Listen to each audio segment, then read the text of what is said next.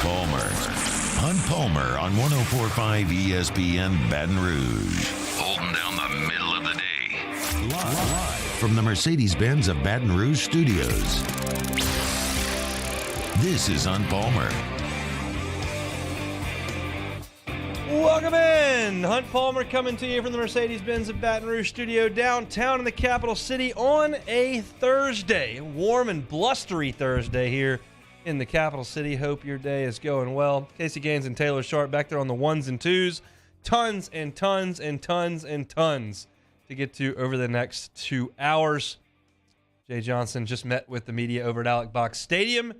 Opening day now, just 26 hours away. Chat with Michael Cauble in 15 minutes. Cauble was out there, saw him, said he would come on, talk about all that we heard in the press conference. I'm going to give you at 1:30, so giving you a 30-minute heads up, my overview on this baseball team and my prediction for the season to come. 1:30 prediction. I'll give you an overall record for 56 games. I will give you a conference record for 30 games, and I will give you a year-end result, in my opinion, coming up at 1:30. Big night in Southeastern Conference basketball last night. That's at 2 o'clock. Very much excited. Joe Healy, who we had on last week from D1 Baseball, he's part of their SEC Extra team. That's going to be covering the SEC very, very heavily over there at D1 Baseball. He was great last week. We're going to have him on every single Thursday at 2:15. So that'll start today. Joe Healy will talk about some of the big matchups in the Southeastern Conference as we get baseball cranked up this weekend. Of course, take it or leave it coming at you to end the show. But we're going to start with baseball because we've got some news. Jay Johnson, as I mentioned, just met with the media an hour ago for about 20 minutes. Caldwell's going to recap what I don't get to and give kind of his opinion here on what he heard in 15 minutes. But I will give my thoughts on some of the bigger topics of the day. First of all, if you're just jumping in, missed this, game time's been moved tomorrow. Opening night at the box has become opening day at the box. They're moving the game up from 6:30 to 3 o'clock. This is, as the release says, due to cold weather. I sent this change to my wife, who basically accused me of trying to get out of caring for our son in the afternoon. And when I told her the game was being moved because it was cold, her response was, "It's hot outside." I had to explain that there's a thing called cold fronts. Things can change over the course of 24 hours, and it appears that things are now on the up and up in the Palmer house, and I'm not ducking out of picking up my child from school to go watch baseball. I actually am going to go watch baseball because they're moving things because it might be a little colder. But you know how that goes. There's your game time change. Here's my opinion. This is rooted in zero fact whatsoever, purely my opinion. It's not going to be, relatively speaking, that cold tomorrow. Charlie told the story about Long Beach State back in the 90s. I sat through Paul Maneri's first game when I was a freshman at LSU against St. Mary's. Charlie Furbush pitched at the old box. It was real cold that day. You're going to catch 6, 7, 8 degrees with the sunshine tomorrow. I just think, quite frankly, this is an opinion. Not Paul Maneri, Jay Johnson would rather his 6'6", right-handed, 99-mile-an-hour fastball pitch in the sunshine when it's 46 degrees instead of 39. Just a guess. Who cares? That's what's going to be. I'll be there. Fired up about it. Sorry for those that can't get off work. That's a tough break, but they play a lot of these things. So game time moved up to 3 o'clock tomorrow. He also gave us the weekend rotation. I'm not shocked. I would have been shocked if you told me this was the weekend rotation 5 weeks ago. As of this past week, I'm not shocked. You're going to see Paul Skeens tomorrow. You're going to see Riley Cooper pitch in Game 2. And you're going to see Chase Shores, the talented freshman, go in Game 3. I realize that we've thought for the last couple of weeks that it was going to be Paul Skeens and Ty Floyd and Thatcher Hurd. It's not. So what does it mean? Well, I do think that based on the scrimmages that we've seen over the last 4 weeks, that Riley Cooper and Chase Shores have been very, very impressive. I saw Shores in person last week, and I was kind of talking to someone over there, and I said, this seems like he could be breaking through. And the response I got back was, won't be long. I think Shores and that ceiling is very, very enticing. and they want to get him out there for multiple innings in this weekend. And I think Riley Cooper's throwing the ball great. I think he's going to be a trusted arm on this staff no matter what. And he's going to start game 2 of the season. Here's what I also think, and Jay alluded to this. For this LSU team to be the best it can be, the majority of the starting pitching innings, in my opinion, need to be thrown by Paul Skeens, Chase Shores, Thatcher Hurd, and Ty Floyd. Riley Cooper, in my opinion, limits the ceiling of this team. That's not to suggest he can't be a huge piece to this team. But when I think of number 2s on dominant pitching staffs, multi-arm slot, 91, 92 mile an hour fastball guys, that doesn't jump to the forefront. Riley Cooper's not as impressive on the mound as Hurd or Shores or Floyd at their best. But I think Riley Cooper is close to his best more often than the other guys. Riley Cooper's stuff is kind of similar to Jared Poche's. Now, it comes out of his hand a different arm slot, and Poche maybe looped it a little bit more on the curveball. Riley Cooper may have a couple more miles per hour, but the point is, none of the stuff that either one of those two guys threw together is lights out. But Cooper pounds a strike zone. He keeps the ball down. He uses different arm slots. He keeps guys off balance, and he's a good left-handed pitcher. Jay thought that when he signed him in Arizona. He thought that when he used him a ton as a freshman in Arizona. He thought that when he used him a ton last year at LSU. I like Cooper's moxie. I like his mindset. I like his energy. And I like his ability. But it's not to the ceiling of the other guys. So Jay Johnson said this. For LSU to be its best team this year, Thatcher Hurd's going to have to break through. And I totally agree. But here's the deal. The weekend rotation in the middle of February is not necessarily designed to say, hey, these are the 3 guys we're going to put out there against Western Michigan on February 17, 18, 19. That's exactly what I expected to be in week 8 of the SEC. That's not how it works. It could. The Lang, Poche, Walker group was true all the way through. It's possible. But more often than not, you've got some other things in mind. Maybe they just want to extend Riley Cooper a little bit. They're going to give him 4 innings, and Ty Floyd's going to come in, and they want to see if he can give him 5 right on top of that. Maybe the same thing goes for Thatcher Hurd. We've heard him say, Jay, in press conferences, that they're going to stretch guys out and pitch a lot of innings in relief early in the season. So you tell me, if on Saturday Riley Cooper goes 4 and Ty Floyd goes 5, does it matter who threw the first pitch? We're just getting guys out there. So don't just blanketly assume this is the starting rotation for the entire season. And keep one thing in mind. There's kind of a large midweek game, relatively speaking, in 10 days. LSU's going to go to Round Rock. They're going to play Kansas State and Iowa and Sam Houston, and then they're going to go over to Austin to Dish Falk, and they're going to play Texas. What's bigger deal?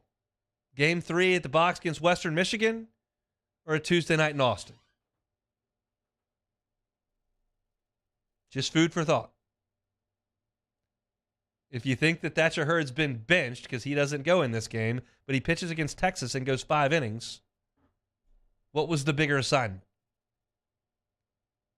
So to me, I'm intrigued by this rotation lineup.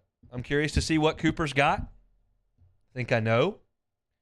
And I'm beside myself to see what Chase Shores can do when you give him the ball to start a game and see if he can't go out there and throw 4 or 5 innings for you on opening weekend. See what that fastball looks like on pitch 60. See how good that breaking ball plays. How he handles the moment. Going to be a good crowd on Sunday. He's a draw. The weather's going to be good. A lot of people can't get out there maybe on Friday. Might have things going on Saturday. Sunday might be the time they can go. You probably have a pretty good crowd. How does Shores handle that? I think it's interesting. I think everybody's fired up to see Paul Skeens get after it coming up tomorrow, now at 3 o'clock, first pitch. We'll still carry it for you. 2:30 pregame show over on Eagle 98.1. And 3 o'clock, we'll have your first pitch over on Eagle 98.1. It'll be Chris Blair and Doug Thompson on the call from the box. So there's your weekend rotation. Paul Skeens, Riley Cooper, Chase Shores. My thoughts on that. Some other nuggets that came from the press conference. Gavin Guidry is going to get a look as a pitcher moving forward. Ben DePaul said is his best defensive second baseman. That spot's not nailed down. Paxton Kling, kind of your leader in right field. Left is more open. You're going to see a lot of guys this weekend. That is for sure. But those are some of the nuggets that I took from Twitter as we were taking MJ Johnson's press conference. The good news is we can fill in all these blanks here because Michael Cauble from WBRZ was there at the press conference. He's going to join us next, coming up on the Hunt Palmer Show. This is Hunt Palmer. In times of need, get a full list of phone numbers, websites, and other important emergency information on the Demco Stormwatch page at 1045ESPN.com. There it is, the extra mile, on the border of expected and extraordinary, for those willing to go further, like vans customized for work or play, with safety and tech to keep you connected. Supported by a 5-star sales, service, and finance team. And backed by the 1-star you know. So go the extra mile. It's never crowded because so few have what it takes to go there. Mercedes-Benz Vans. Hi, I'm Brandon Landry, founder and CEO of Walker. Hi, my name is Dr. Craig Green. This is Ryan Terrio with HUDCORoofing.com. Hey, it's Matt Moscona. No matter how big your commercial roofing job, HUDCO can help.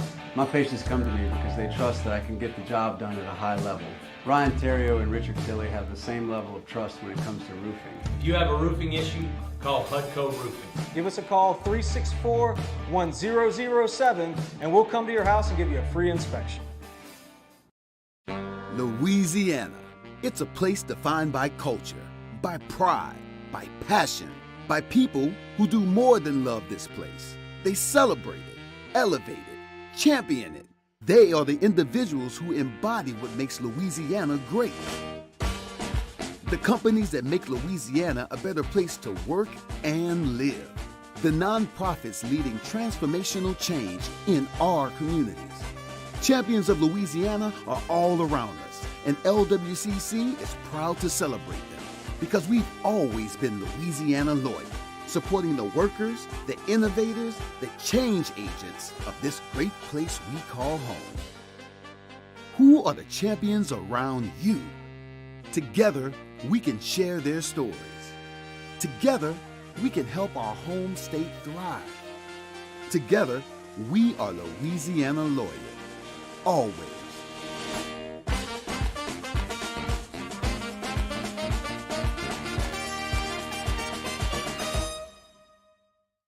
Saturday, February 25th, 7 p.m. The Bulls Bands and Barrels Tour at the Lamar Dixon Expo Center. Presented by Jerry Lane Chevrolet. Edge of your seat excitement with bull riding, barrel racing, ultimate bullfighting. With a live performance by Bailey Zimmerman.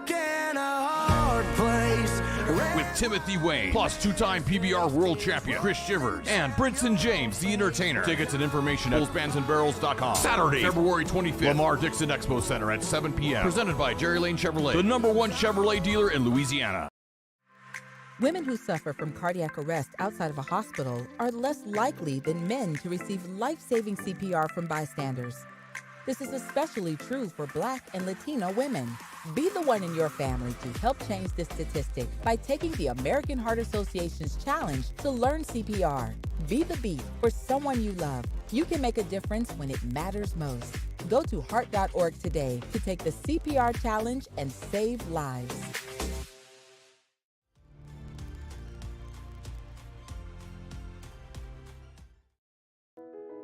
I've been doing business with Luba for 25 years. They're dependable, trustworthy. It's just the attention to detail with our clients. Our folks have years and years of experience. They're highly trained professionals, but many companies have that asset.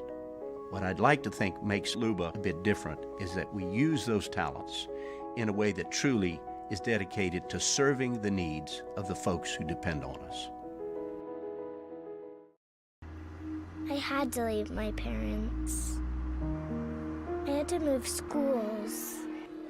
I don't know anyone here. Everything keeps changing. Me, Jimmy Ott and Charles Henniger for the Thursday edition of Game Time, 6 to 8 p.m. from the original Walk-Ons on Burbank. Colucci time as well. That's Game Time, 6 to 8 p.m. Thursday from Walk-Ons on 104.5 ESPN Baton Rouge.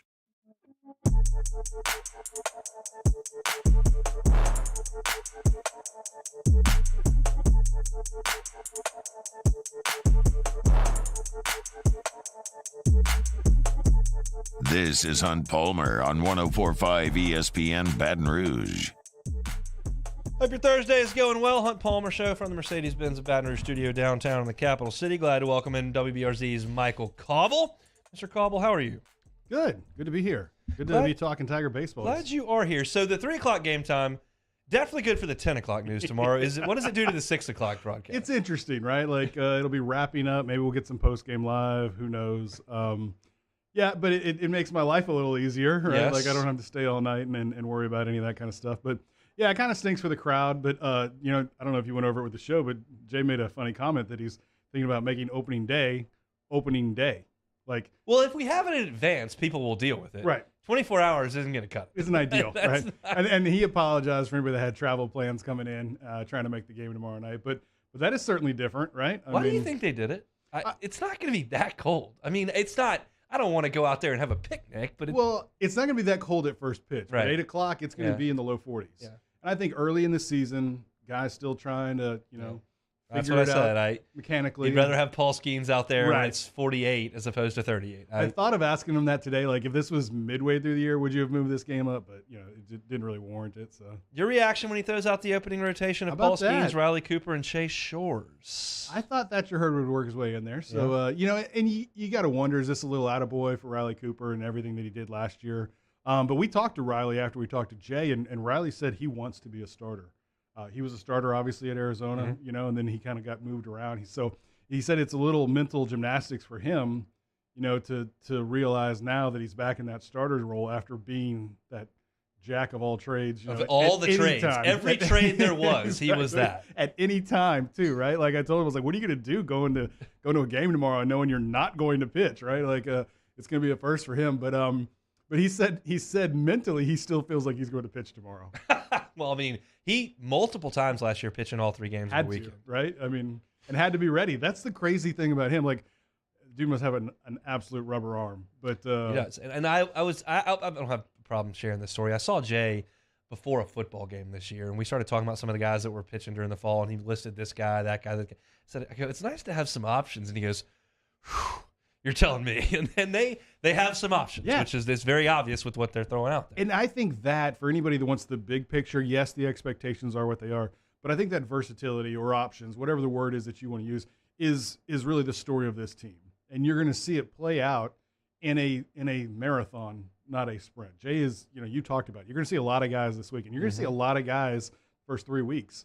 And I think you'll still see it move, once the SEC starts. So, like, they're not married to anything, and I asked him a little bit about that yesterday. He and I were just kind of chatting off to the side, and how much is enough for a guy in a game? Is it 5 innings? And he's like, I really don't have a benchmark.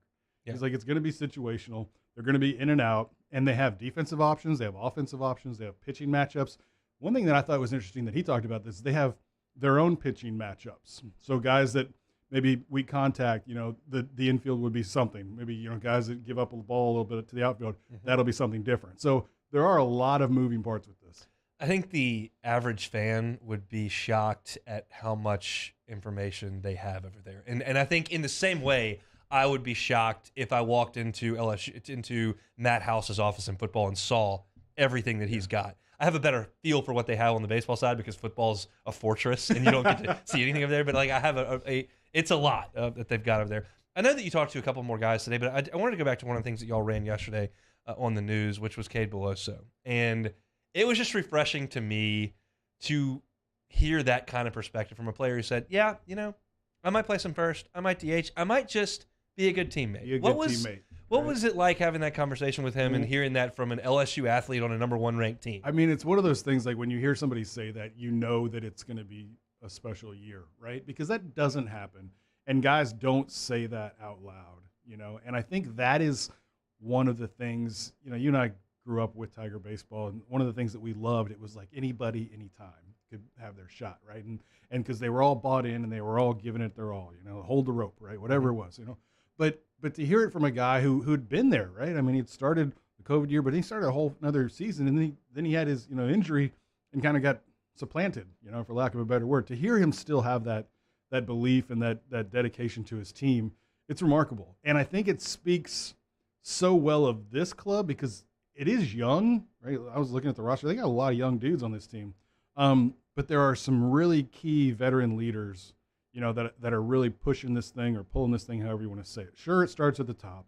And I think that's another theme for this year is Skeens and Cruz really set the tone, you know, with their work. And if guys at that high of a level can show up, then you better show up every day kind of deal. But to have the glue guys, you know, I saw Drew Bianco like retweeted it. And, you know, he said he's a glue guy, you know. You got to have those guys. You got to have those guys to win. On a road weekend in SEC play, you go out there and get on the bus to go get on a plane probably on Thursday lunchtime. Then you've got practice. You're in the hotel Thursday night. You got all day Friday. You're hanging out. Then you got the game Saturday.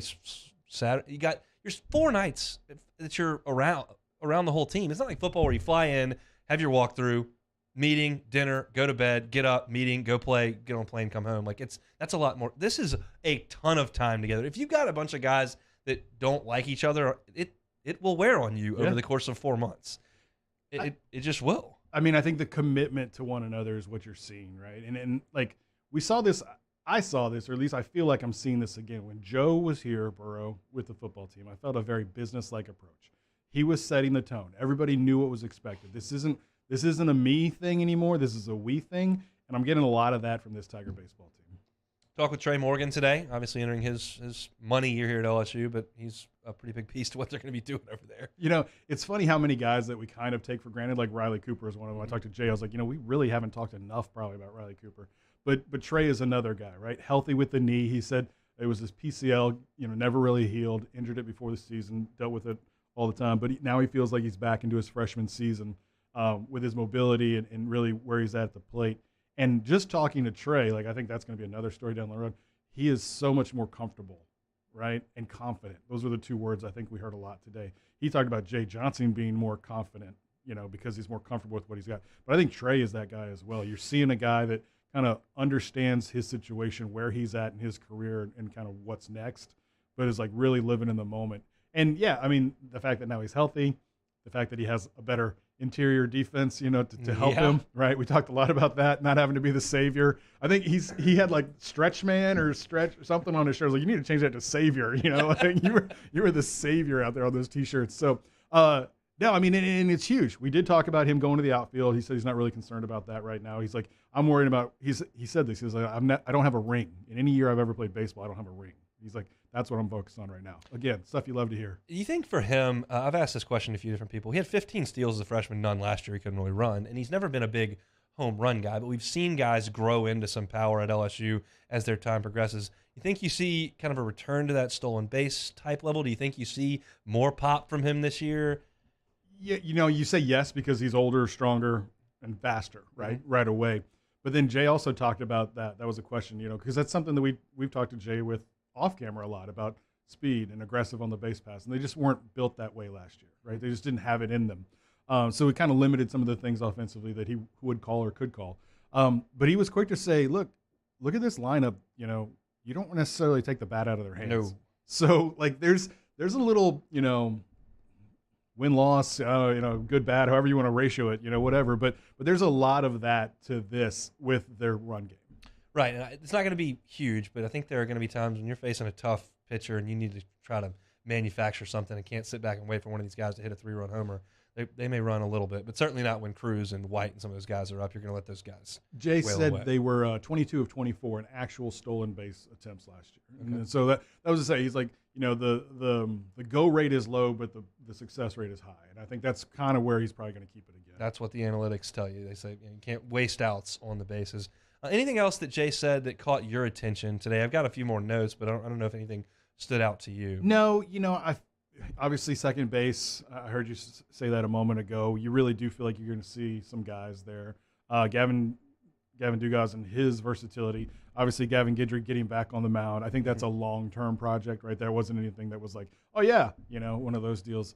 Javen Coleman is not close. Right. That was – in the fall, they thought no chance. And then all of a sudden, Jay comes out in media day and was like, well, it could be. And I was like, wait.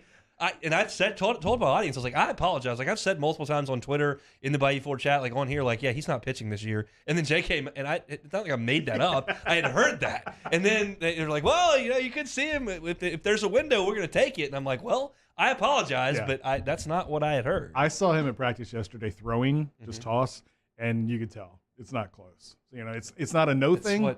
But it's not a little bit of pause about the whole Grant Taylor thing. It's like, yeah, you're definitely lost for this year, but like wins. Yeah, it sucks. I mean, I also understand that it's a second opinion thing, maybe too. So maybe it's not as bad, but yeah, I don't know. I haven't had a chance to talk to him. We shall see. Kind of your prediction for this LSU baseball team. Big picture. You want to give me a record in 30 SEC games? You want to give me what if you're book? Do y'all have we did. Do y'all have rooms booked in Omaha yet? No, we do. But we also we were doing win-loss. We were doing win-loss totals just in the sports office. And I really feel 42 is right there. 42 and 14. Yeah, like 13 loss, 43, something like like. You kind of going through the roster. Non-conference isn't great, right? But then you figure you're gonna win some, you're gonna lose some. Nobody's gonna sweep every SEC series, but trying to figure out that average of where do they find them, where do they lose them, kind of thing. And it seems really realistic. Where does the anticipation level for this season rank for you since you've been doing this? I get that question a lot. Sure, and it's probably the most. The only one I could come up with was obviously in 08, which was the last year in the old box. They won 24 in a row. They went to Omaha, and they got just about everybody back. Jared Bradford moved on. Michael Hollander moved on. But just about everybody back to their preseason number one, and they opened the new box. Yeah, but I mean, but again, I think the talent level is it's like the Super Friends, or I'm dating myself because that's an old cartoon. I don't know what that is. Now it's like the Justice League or whatever. It's like everybody came out. It's like get T-Bob down. Yeah, exactly. Right, yeah. Wrong guys, wrong show. But no, it's like they just amassed. It's like they put out the call and everybody answered. And like you look around, Jared Jones. I mean, big boy. Say the name now. Say it often. That is a dude. That is a dude that you're gonna, I think, hear a lot about. So and they're all kind of around there. Mick Paul.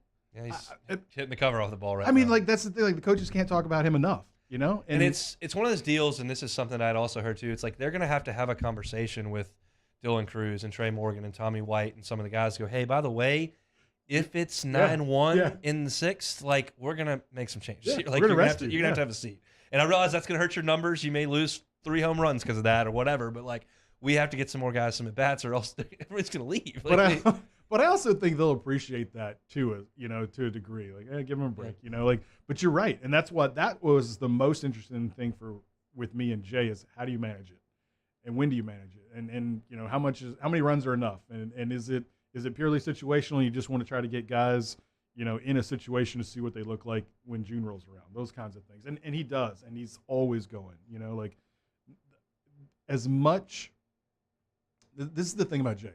As much as unassuming as he is, that dude is always on and always working. And he'll say it out loud. Does it help us win? And I've had conversations with him about media stuff. Yes. And that's how he is. Does it help us win? Okay, well, I'll do it. It doesn't help us win. I'm not doing it. And like that is what he is about. And it's awesome to see. It really is. And I hate to take the whole show here, but your conversation about him and the analytics and stuff, and I just think about him and Skip. I was at inter squad the other day, and Skip was in the dugout. Yep. They were all talking and stuff. And just the two differences, right? I mean, Skip could predict it. Like that was, he could see it coming because he had seen it before. And Jay is just all about the work. And it's really interesting how both, I think, can be successful at a high level in different ways. They're very different. I mean, it's in the sense that, and not that Jay can't speak to the team and give a great message and even speak to the media or whatever, but no one can command a room like Skip. That's not. They ran that little clip on Twitter. Maybe Kim Mulkey can command a room like Skip. They ran that little clip of Skip talking to the team on Twitter, and I was instantly transported back 20 years. I'm like, God, I've heard those stories. I've heard But when I tell you, no stone left unturned over there, that's where it is. And I mentioned the football thing. I actually did do a pregame interview before the Texas game with Dave Aranda for the pregame show for LSU. And I walked in, and he had 3 full binders that were full with Texas's logo on the front. And I went, okay, that's a little bit more than I'm dealing with on the sales floor over there in my pre-show notes. That's a little more than I ingest in a given day. No doubt. All right, Cobble, we'll see you out the box tomorrow. Thanks, man. Thank you. He is Michael Cobble, WBRZ. When we come back, I'll give you my thoughts. Season prediction for LSU baseball. That's next on the Hunt Palmer Show. Hunt Palmer on 104.5 ESPN Baton Rouge. One Bath and Closets, onebathandclosets.com is the website. David Duvall and his team been in the game for 3 decades. If you are not looking to move right now, but just looking to improve your living situation, how much better would your home function and look if you had a brand new bathroom? They can do a full-scale remodel and renovation of your bathroom, or they can just do a tub-to-shower conversion, something fairly quick, fairly painless, turn that just general tub into a gorgeous walk-in glass shower. If your closet's a mess, you don't have enough room, let David Duvall and his team come in there and get you a customized closets, cubbies, mirrors, lighting. They can do it all over at One Bath and Closets. Check out the website, onebathandclosets.com. If you tell them that Hunt Palmer Show sent you in there, they're not going to charge you for the rip out of your old closet or the installation of the new one. They're just going to charge you for the cost of that unit. Onebathandclosets.com is the website, onebathandclosets.com. Our listeners fire off their opinions on the jimsfirearms.net hotline at 499-1045. Keep listening for your next chance to shoot us your thoughts with the jimsfirearms.net hotline on 104.5 ESPN Baton Rouge.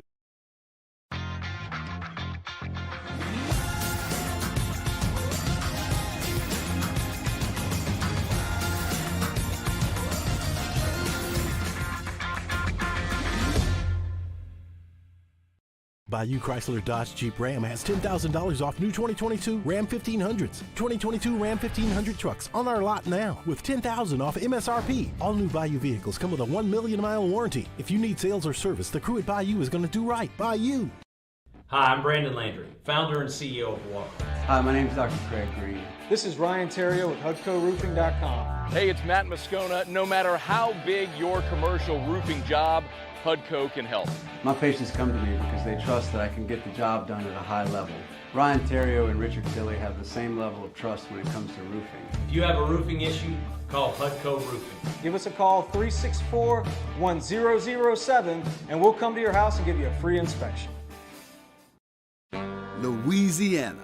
It's a place defined by culture, by pride, by passion, by people who do more than love this place. They celebrate it, elevate it, champion it. They are the individuals who embody what makes Louisiana great. The companies that make Louisiana a better place to work and live. The nonprofits leading transformational change in our communities. Champions of Louisiana are all around us, and LWCC is proud to celebrate them because we've always been Louisiana loyal, supporting the workers, the innovators, the change agents of this great place we call home. Who are the champions around you? Together, we can share their stories. Together, we can help our home state thrive. Together, we are Louisiana loyal. Always.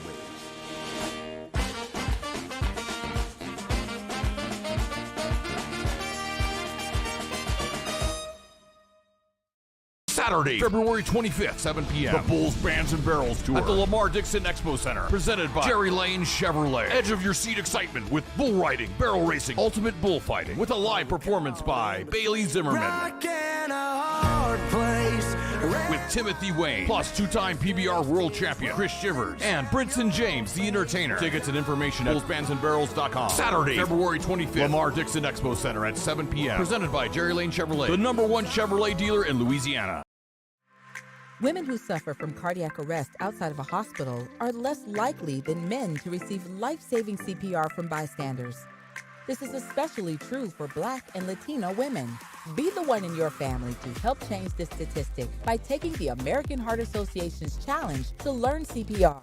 NBA All-Star Weekend. Tune in Friday night at 8 p.m. for the Rising Stars Challenge. Saturday at 7 p.m. for All-Star Saturday Night. And Sunday at 7 p.m. for the All-Star Game. Right here on 104.5 ESPN Baton Rouge.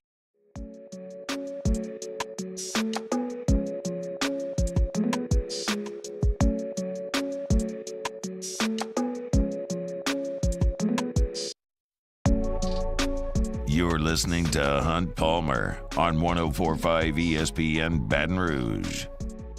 All right, it's that time. We're going to give you my thoughts on this entire baseball season as a whole. It's an exciting time. I cannot wait to get in the box tomorrow and check this team out. As I've mentioned a million times, I think this is the most highly anticipated baseball season that I've been a part of. And for good reason. This team, I believe, on paper, is the most talented LSU baseball team that was ever assembled. I've heard that from scouts. I've heard that from media members. I've heard that from people that have been fans for a very, very long time. The talent level on this team is undeniable. Dylan Cruz, in my opinion, is going to be the first pick in the draft. Tommy White is a prodigious college baseball power hitter. Trey Morgan is going to be on some All-American lists. Is an elite defensive second baseman. Paul Skeens is going to be a first-round pick and likely a major league pitcher. Ty Floyd, top 3-round pick. Thatcher Hurd's got the potential to be a first-round pick. You've got multiple other guys who throw upper 90s with their fastballs. Chase Shores, Christian Little, Aiden Moffitt, even Garrett Edwards at times up to 95. There's a load of talent there. Paxton Kling, huge draft risk. Brady Neal, huge draft risk. Jordan Thompson's a third-year starting shortstop in the SEC. There aren't a ton of those. Gavin Dugas hit 19 home runs in the league. We don't even know where he plays. You get the picture. The talent level is undeniable, and I think their coaching staff is fantastic. I think Jay Johnson's going to win a ton of games here at LSU. I think Wes Johnson's pedigree speaks for itself. The talent level is unbelievable. Now the schedule. Non-conference, you got Western Michigan. Not much there. Then you go to Round Rock, Kansas State, Iowa, Sam Houston. None of those teams are loaded with talent. You got Butler and Central Connecticut State in a wraparound game. Samford is the last. So your non-conference on the weekends is not all that tough. You sure you got a Texas midweek play? But the key is, what's your SEC schedule look like? At home in the SEC this year, LSU's got Arkansas, who's going to be great. Tennessee, who's going to be great. Kentucky, who I don't think is going to be very good. Alabama, who I don't think is going to be great. And Mississippi State, who I don't think is going to be very good. I won't tell that to any of my friends in Starkville who love me so dearly, but I just don't think they're going to be an awesome team. On the road, you've got A&M, who's going to be very good. You got South Carolina, who's got a frontline starting pitcher, and it's on the road. You got Ole Miss, the defending national champs. You've got Auburn, an Omaha team 2 of the last 3 years. I think they're going to be a little bit down this year from that level. Then you got Georgia, who's got some talent for sure. Who do you skip out of the SEC this year? You skip Florida. That's a huge break. They got 2 of the best 6 pitchers in the league, I think. 6 or 8. You skip Vanderbilt. That's generally a break with the staff they can roll out there. And you skip Missouri, who I don't think is going to be any good. So you skip 2 really good teams and 1 that's not very good. That's a good break. If nothing else, you skip 3 ace-level pitchers out of that group. So your SEC schedule at home, you've got 2 really good teams in Arkansas and Tennessee, Kentucky, Bama, Mississippi State, who I think are average to below average teams in the league. On the road, you only play 1 team that I would call really, really good. I'm not ready to buy Ole Miss just yet, but I am on A&M for the time being. I think their whole is greater than the sum of their parts, but it's a bunch of guys back from an Omaha team. So here's the deal with LSU for me. I still have some concerns about LSU's weekend rotation. That would have been the case if it was Skeens, Floyd, and Hurd, Skeens, Taylor, and Hurd, Skeens, Taylor, and Floyd. I would still have concerns over that because none of those guys are proven SEC pitchers at this point. And I have concerns over Skeens, Cooper, and Shores. The upside's awesome. The upside of a starting rotation of Paul Skeens, Thatcher Hurd, and Chase Shores, who may all be top 20 picks in the Major League Baseball draft, is intoxicating. However, Skeens has been pitching out west for Air Force against subpar teams in altitude, so we'll see. Hurd's coming off an injury and isn't in the starting rotation this weekend. Floyd was a nice SEC arm last year and isn't in the weekend rotation this year. Right? I shouldn't say that this year. Not right now. And again, you heard my diatribe in the open about the weekend rotation this weekend. It doesn't mean that's what's going to be in 2 weeks, 3 weeks, 4 weeks, 8 weeks. But I have some concerns about that. I would take Tennessee's rotation over LSU's right now. I'd probably take Florida's. And honestly, I felt comforted in 2017 when Lang and Poche were coming back. Poche is not near the talent level of the guys that LSU is going to throw out there, but I knew what I was going to get, and it was pretty salty from a results perspective. I have some concerns there. And I'm talking about going on the road to Texas A&M. I'm talking about going to South Carolina and facing Will Sanders on a Friday night, who's an All-American. I'm talking about facing Hunter Elliott on the road against Ole Miss. Chase Dolander in front of 11,000 at the box. Is Skeens ready to handle that? We'll see. The talent level's awesome, and I trust this staff to get it together. So when I look at this from a roster perspective, depth and talent, it's all there. I look at the schedule, and I look at the coaching staff. I can't get to 25-5 like I think a lot of people expect this team to do. That's what Tennessee did last year. I'm not there. To me, this is a 20-10 SEC team that finishes 43-13. I'll give you 3 non-conference losses. 1 or 2 on a weekend, maybe 1 in the midweek. Not a lot. I think they'll win a lot in the non-conference. But 43-13, 20-10, to me, gets you a top 8 national seed. I like the depth that LSU has in terms of arms in a regional, the exact opposite of the way that you felt last year about LSU. How can we get through a regional, especially with a loss? You had a loss on a Sunday night, came back on Monday, and didn't have the horses to get it done. They do now. I trust them in a regional. And that top 8 seed is going to mean it's supers at the box. And I like LSU in that as well. I like LSU to be an Omaha team. And from there, I think they'll have a great shot. My saying at that time of year when you get through a super is, am I getting on a plane to Omaha? Is my team good? That's all I can do at that point. I predicted in February of 2017 that LSU would win the national championship in baseball. They were coming off that Rally Possum year. Lang and Poche were back. Dykeman, Kramer, Cole Freeman, Papirski. Thought, yeah, that's a team that can win. They're going to win the national championship this year. They got to the final series. I'm not going to do that here. I'm not going to pick them to win the national championship. I think it's an Omaha team. And then once you get there, it's the crapshoot. But I won't go as far as to predict the national championship. I will go as far as to say they will win 20 games in the league, which is all I ask every year. They will be a top 8 national seed, and they will win those 2 weekends at the box. After that, we shall see. That's my story. I'm sticking to it. Let's throw this out there just because. Why not? How many SEC games will LSU win this year out of 30? We'll go 25 plus. 23, 24, 21, 22, 20, under 20. We'll throw those out there. I'm assuming we're going to get a pretty positive result here from this poll. But that's my prediction for this LSU baseball team. 43-13 in the regular season, 20-10 in the Southeastern Conference, a top 8 national seed that advances to Omaha.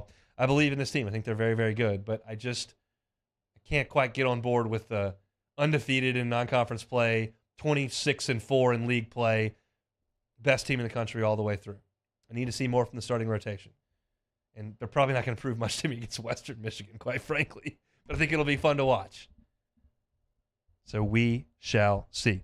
We'll come back. Some more notes from Jay Johnson's press conference today. Gavin Guidry, second base, right field. He named a leader. I'll give it to you next on the Hunt Palmer Show. This is Hunt Palmer. In times of need, get a full list of phone numbers, websites, and other important emergency information on the Demco Stormwatch page at 1045ESPN.com.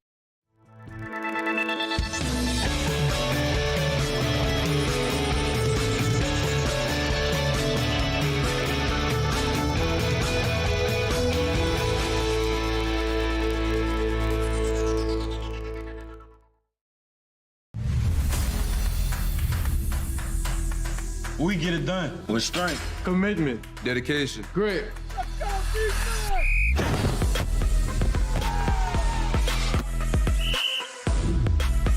We get it done with passion for our fans and love for our community.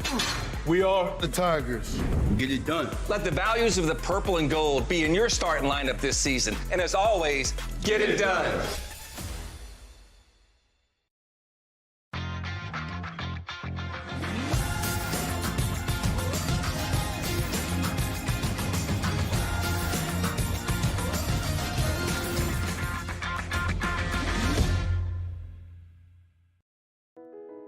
I've been doing business with Luba for 25 years. They're dependable, trustworthy. It's just the attention to detail with our clients. Our folks have years and years of experience. They're highly trained professionals, but many companies have that asset. What I'd like to think makes Luba a bit different is that we use those talents in a way that truly is dedicated to serving the needs of the folks who depend on us. I had to leave my parents. I had to move schools. I don't know anyone here. Everything keeps changing. Why is this happening to me? I'm sure glad you're here. Change a child's story. There's a child in foster care waiting for a volunteer like you.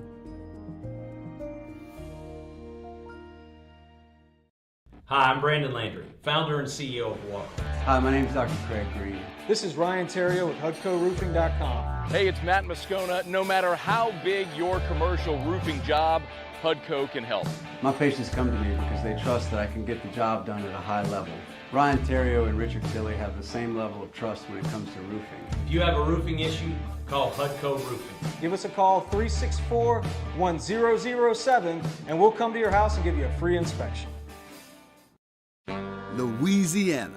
It's a place defined by culture, by pride, by passion, by people who do more than love this place. They celebrate it, elevate it, champion it. They are the individuals who embody what makes Louisiana great. The companies that make Louisiana a better place to work and live. The nonprofits leading transformational change in our communities.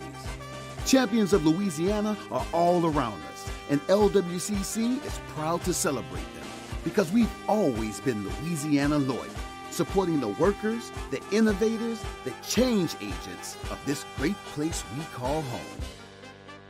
Who are the champions around you? Together, we can share their stories.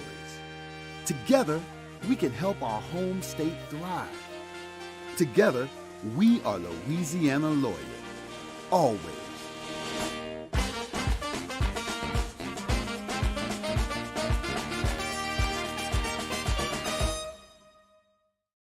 Saturday, February 25th, 7 p.m. The Bulls, Bands, and Barrels Tour at the Lamar Dixon Expo Center. Presented by Jerry Lane Chevrolet. Edge of your seat excitement with bull riding, barrel racing, ultimate bullfighting. With a live performance by Bailey Zimmerman. With Timothy.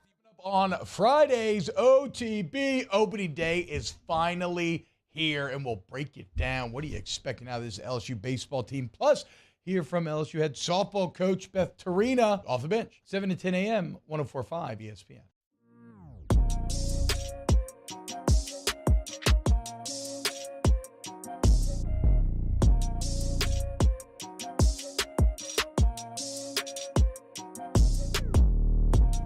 This is Hunt Palmer on 104.5 ESPN Baton Rouge. All right, wrapping up hour number one here. We've been 100% baseball in hour number one, which is just fine with me, as you might imagine. Opening day, game time changed tomorrow to 3 p.m. If you haven't heard that just yet, trying to play when it's a little bit warmer out and inconvenience some. Won't be able to get out there for opening day, but they will start things up at 3 o'clock tomorrow. A couple things that Jay mentioned in his press conference today. They mentioned that Gavin Guidry is going to work a little bit as a pitcher. I don't think this is necessarily a emergency situation with the staff. They got tons of arms. They can go out there and pitch. I said last week I thought Gavin Guidry was running fourth in this second base competition, and I still think that is very likely the case. I think that Ben DePault and Jack Merrifield are your two leaders at that spot. DePault hitting left-handed, Merrifield hitting right-handed. I think Gavin Guidry is working his way back. Gavin Dugas is working his way back into that rotation as a piece at second base, and I think Guidry, because of his struggles offensively, is down the food chain a little bit. So if there aren't as many at-bats there or opportunities to play in the field, make yourself useful to the team at some point. And so if Gavin can go out there and pitch a little bit, maybe in the midweek, you're just staying engaged and giving yourself as an option should something happen down the line where you do need some more right-handed pitching or some more pitching, period. So, no, I don't think this is a career-altering trajectory that we're seeing here. I think this is just simply, hey, we got some options at second base. We feel pretty good right there. Let's just see if Gavin can work on pitching a little bit. He's been a pitcher his whole life, and if we need him, we have that option available to us. I don't think it's anything more than that. I did mention that Jay said that Ben DePault is the best defensive option at second base. I think that comes into effect twofold. One, I just think they like him there, and they think he does a good job. I think he's going to give him a good at-bat, and he can obviously play defense. I also think that this team is going to put defensive replacements on the field late in games. Jay talks about impacting winning. Well, at some point, if your offense is this good and you get leads in games, you can put some defensive guys out there. Paxton Kling, really good defensive outfielder. Josh Stevenson, really good defensive outfielder. Ben DePault, really good defensive infielder. Alex Milazzo, really good defensive catcher. These guys are going to play late in games that they may not start here or there because they're good defensive players. That's what I take from that. Now, Paxton Kling is a name that Jay Johnson brought up today and said forwardly that Kling's the leader in right field and left field is, quote-unquote, more open. This is one of those things I was talking about yesterday when I went through those lineups that I did where I loaded it with all lefties and 3 righties and loaded it with all righties and 1 lefty, showing what you could do with different pitchers who throw left-handed or right-handed. And I said, that doesn't mean this is what they're going to do. It just means these are the options that they have. And what I said was I think right now the only guys locked in are Morgan, Thompson, White, and Cruz. Those are the only guys who have locked in everyday playing assignments. Other guys will.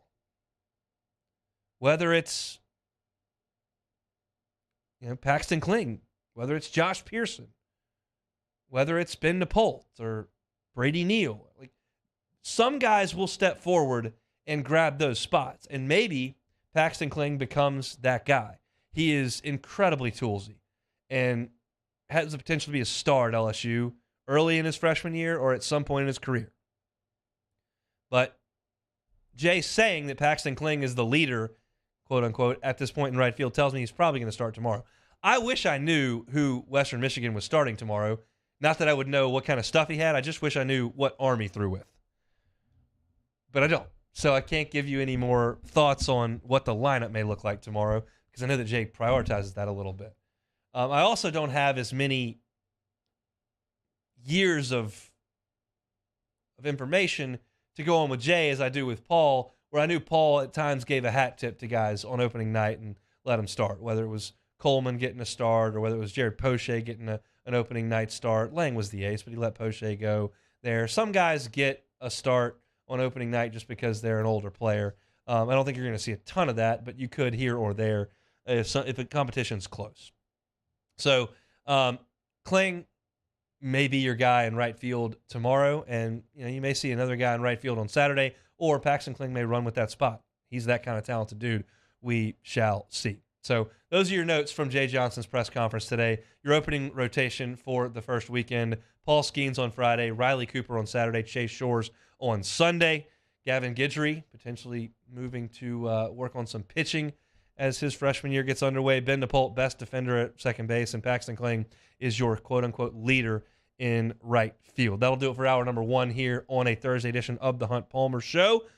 If you're looking for any of this on demand, you can always catch it Apple Podcast or on Spotify or on Google. Anywhere you find your podcast, you can find us. You can also find us on YouTube on the Watch 1045 stream presented by Bayou Ford. Gave you my thoughts on Jay Johnson's press conference at 1 o'clock. Michael Cauble at 1:15. My entire LSU season preview, including a record and postseason prediction, coming to you at 1:30 there. Hour 2's coming at you. Excited to talk with Joe Healy from D1 Baseball. We'll get SEC hoops when we come back after SportsCenter. There it is, the extra mile, on the border of expected and extraordinary for those willing to go further, like vans customized for work or play, with safety and tech to keep you connected, supported by a 5-star sales, service, and finance team, and backed by the 1-star you know. So go the extra mile. It's never crowded, because so few have what it takes to go there. Mercedes-Benz Vans.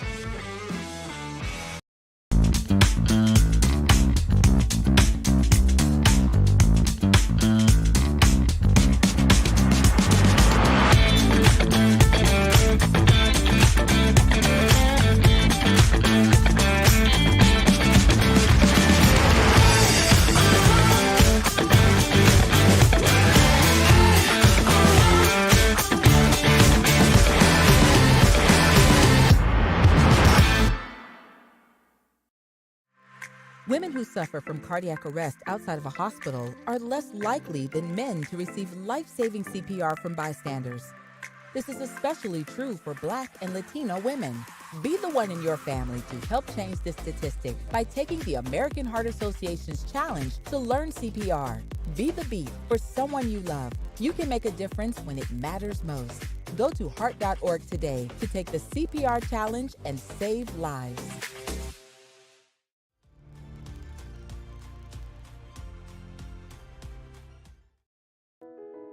I've been doing business with Luba for 25 years. They're dependable, trustworthy. It's just the attention to detail with our clients. Our folks have years and years of experience. They're highly trained professionals, but many companies have that asset. What I'd like to think makes Luba a bit different is that we use those talents in a way that truly is dedicated to serving the needs of the folks who depend on us. I had to leave my parents. I had to move schools. I don't know anyone here. Everything keeps changing. Why is this happening to me? I'm sure glad you're here. Change a child's story. There's a child in foster care waiting for a volunteer like you.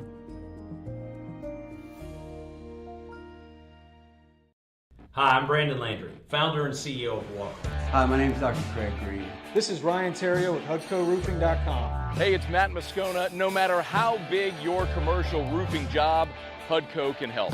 My patients come to me because they trust that I can get the job done at a high level.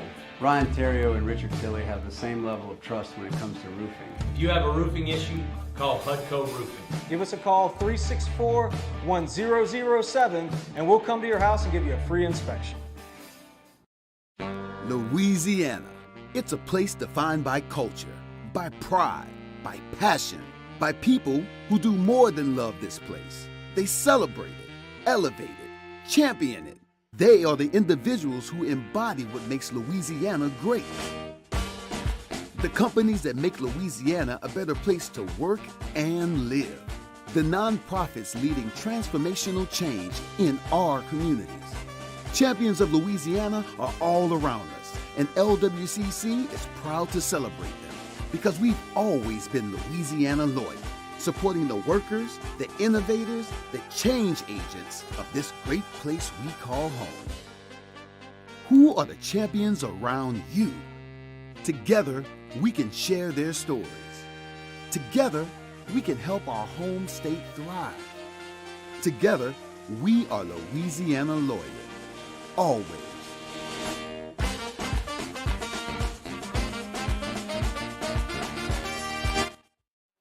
This is SportsCenter.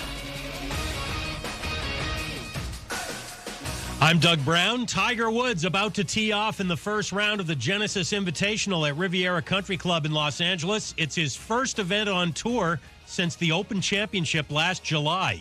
Woods will play with Justin Thomas and Rory McIlroy. The coverage is live right now on ESPN+. The Celtics make it official today. Joe Mazzulla is now the team's head coach and will get a contract extension. Mazzulla has been the interim coach since Ime Udoka was suspended in September. The All-Star break starts tomorrow. ESPN's Adam Silver, or rather NBA Commissioner Adam Silver, comments on dealing with officials who make mistakes calling games. They are absolutely held accountable. We don't publicize discipline for officials. We don't think that would be appropriate, but their assignments are affected by the quality of their calls. Whether or not they progress into the playoffs and then round by round is impacted by the accuracy of their calls and their demeanor on the floor. Adam Silver, Michigan State teams will play this weekend just days after an on-campus shooting. Do you own or rent your home? Sure you do. Fortunately, Geico makes it easy to bundle your home and car insurance. It's a good thing, too, because having a home is hard work. Go to geico.com, get a quote, and see how much you could save. Geico.com. Easy.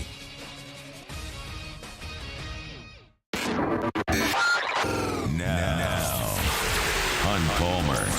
Hunt Palmer on 104.5 ESPN Baton Rouge. Holding down the middle of the day. Live from the Mercedes-Benz of Baton Rouge studios. This is Hunt Palmer. 25 hours until first pitch at the box.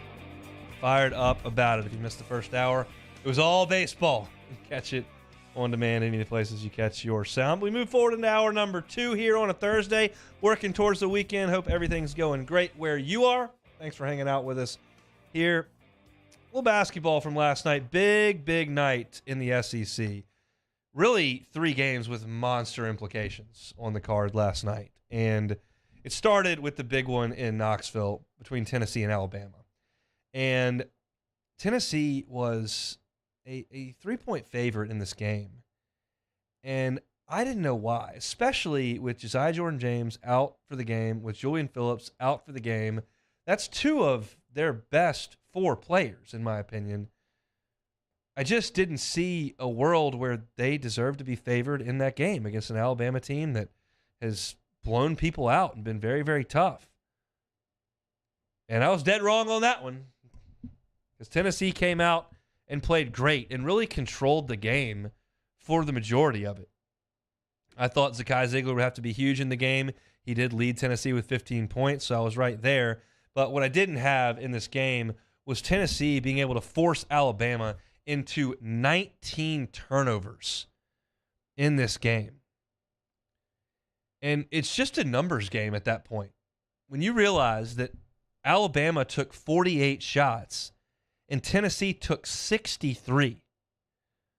That's 15 more shots. And Tennessee shot more free throws than Alabama, 25-20. So 15 more field goals and 5 more free throw attempts. Eventually the math is going to work itself out. The percentages were pretty similar. Tennessee was bad from 3 at 26%, and Bama was 37%, certainly not 38%, certainly not bad. But Tennessee just got more looks at the rim because they kept turning Alabama over. And that's the Tennessee brand of basketball. Is it exciting? No. Is it sexy? No. Is it aesthetically pleasing? No. But it's effective. And again, they scored 68 points, so that's not great. And their offense may be a bugaboo. But without Josiah Jordan-James and without Julian Phillips, to do that to the number 1 team in the country and hand Alabama their first loss, it was really impressive to watch for sure. So I missed that one. Faders rejoice. But it wasn't all terrible for me. I like the way A&M's playing. I don't like them, but I like the way they're playing. And in the nightcap last night in College Station, they trailed by 8 by 9 at halftime. But they just refused to quit in the second half, and they put Alabama in a vice grip in the second half. Arkansas couldn't score. And A&M rallies from down 9 at the break to win the game by 6. It's a 15-point margin of victory in the second half. And Arkansas, for my money, just started settling for way too many threes late in the game. I got Ricky Council lobbing up threes. I got Devo Davis shooting too many threes. Those guys combined to shoot 13 threes. And Arkansas just had its offensive woes come back to bite them. 5 of 16 from 3, just 44% from the floor, and they only shot 50% from the free throw line. When you can't make shots, it's just tough to win. And Arkansas drops the game below 500, and A&M moves to 11-2 in league play. It sickens me to my core. I don't have any problem telling you that, but they're good. I don't know that Henry Coleman's an awesome player. I don't know that Julius Marble's an awesome player. Wade Taylor's undersized. Boots Radford's not a great shooter. They're not. They don't have pros. They don't have a bunch of 5-star recruits. But they're well coached. They play hard, and they win multiple ways. They can win 62-56 like they did last night. They can win high-scoring games like they had this year. But Arkansas's second half last night was terrible. And Nick Smith Jr. was available for Arkansas last night. Going to be a top 10 pick in the draft, very likely. And he was available, but he didn't play in the second half, and he only played a total of 4 minutes. And Eric Musselman was asked after the game, why did Nick Smith play more? And Musselman's response was pretty pointed. He was like, our season's on the line here. This guy hasn't played. It's not just play the 5-star season. It's who gives you the chance to win. And he didn't feel that Smith was that guy because he just hasn't been out there enough. So, look, you look at A&M's schedule right now, and at 11-2 in the league, they're in a really good spot. They're at Missouri coming up this weekend, and they got Tennessee at home. They got a real chance to win that game. They're at Mississippi State, which is giving some people fits, but then they got a game against Ole Miss they can win, and they finish with Alabama. So it's not easy because you still have Tennessee and Bama to play, and you've got a road game at Missouri and a road game at Mississippi State, so the wheels can come off. But at this point, if you're counting on that, I wouldn't. I think they're in really, really good shape, unfortunately. It's more fun to laugh at them. But they're playing great, and Buzz deserves a lot of credit for that. The other 2 games in the Southeastern Conference last night, you had Kentucky down at the hump, and I had multiple Kentucky beat writers that I follow on Twitter said the last 6 minutes of this game are Kentucky's season before the game ended. They said this is Kentucky's year. If they can't get this done, and they somehow fall to 7-6 in the league with no real out-of-conference resume, they're going to be up against it to make the NCAA tournament. And it didn't look great for them, but they got it done. And I applaud John Calipari, which I don't do very often, for going to the foul up 3 strategy. They had the lead late in the game, decided not to let Mississippi State get a 3 in the air. They fouled under 10 seconds. State made 2 free throws, and Kentucky came back and made their free throws. Forced a bad pass at the end of the game and got it done. It looked like Kentucky was going to be cooked in the game. It did.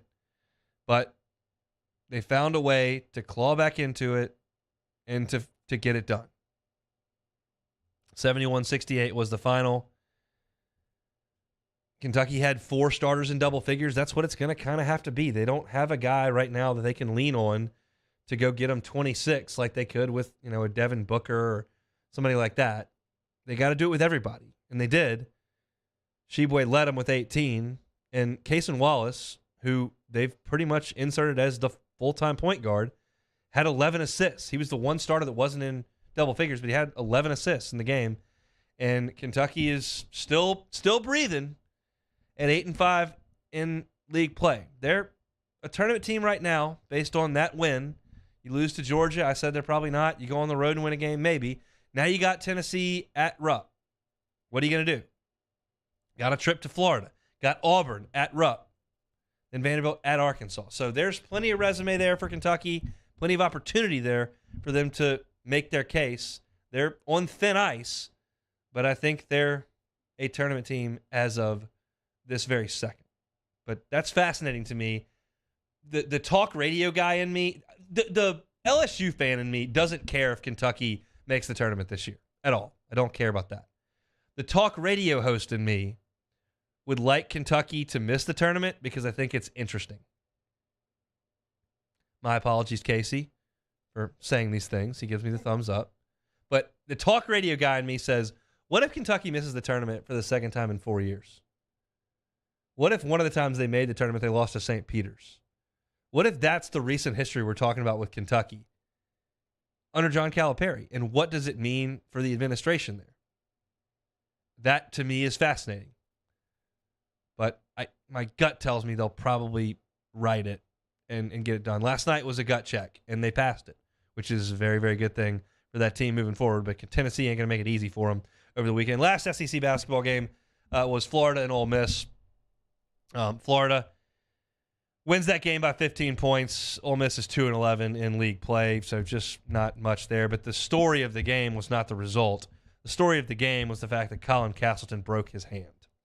So that's it for him, I would imagine, this year. And just a tough blow to a Florida team that leans on him so heavily to not have him as they move forward is a bummer. But for Ole Miss, they're just running out the string here. And we'll see what LSU and Ole Miss do battle in Oxford, how fired up those two teams are to play. All right, that's it for SEC basketball. Look at last night. Let's take a time out. Very excited for this segment every single week. Joe Healy, part of D1 Baseball's SEC Extra package. We're going to chat with him every single Thursday at 2:15. We'll do that next on the Hunt Palmer Show. This is Hunt Palmer. Our listeners fire up their opinions on the jimsfirearms.net hotline at 499-1045. Keep listening for your next chance to shoot us your thoughts with the jimsfirearms.net hotline on 1045 ESPN Baton Rouge. I had to leave my parents. I had to move schools. I don't know anyone here. Everything keeps changing. Why is this happening to me? I'm sure glad you're here. Change a child's story. There's a child in foster care waiting for a volunteer like you.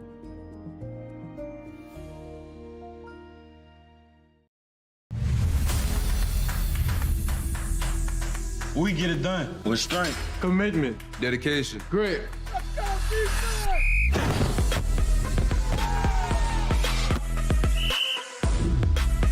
We get it done with passion for our fans and love for our community. We are the Tigers. Get it done. Let the values of the purple and gold be in your starting lineup this season. And as always, get it done. Saturday, February 25th, 7 p.m. The Bulls Bands and Barrels Tour at the Lamar Dixon Expo Center. Presented by Jerry Lane Chevrolet. Edge of your seat excitement with bull riding, barrel racing, ultimate bullfighting. With a live performance by Bailey Zimmerman. With Timothy Wayne, plus two-time PBR world champion Chris Shivers, and Brinson James, the entertainer. Tickets and information at bullsbandsandbarrels.com. Saturday, February 25th, Lamar Dixon Expo Center at 7 p.m. Presented by Jerry Lane Chevrolet, the #1 Chevrolet dealer in Louisiana. Women who suffer from cardiac arrest outside of a hospital are less likely than men to receive life-saving CPR from bystanders. This is especially true for Black and Latino women. Be the one in your family to help change this statistic by taking the American Heart Association's challenge to learn CPR. Be the beat for someone you love. You can make a difference when it matters most. Go to heart.org today to take the CPR challenge and save lives.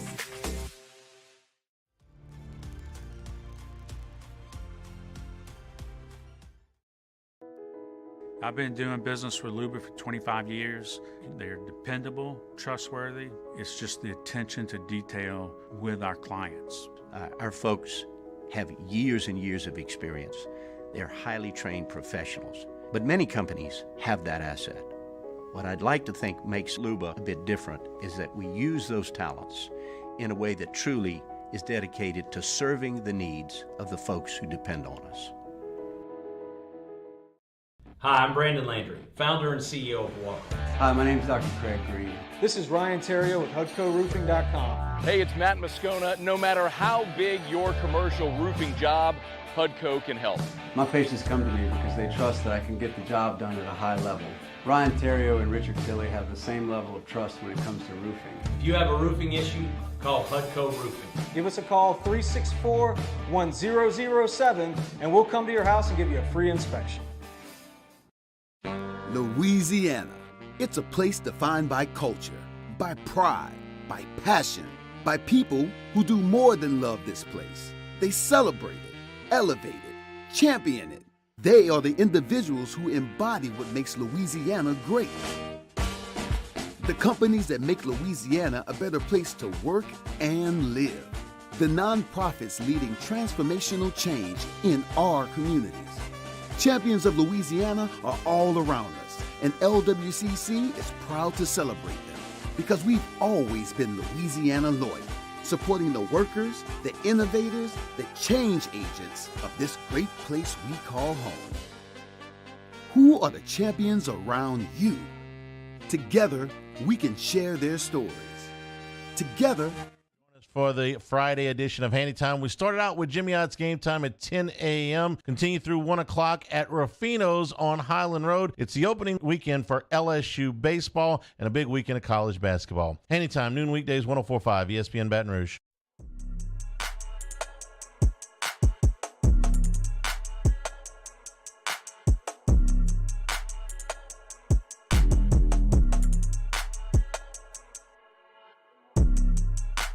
You're listening to Hunt Palmer on 104.5 ESPN Baton Rouge.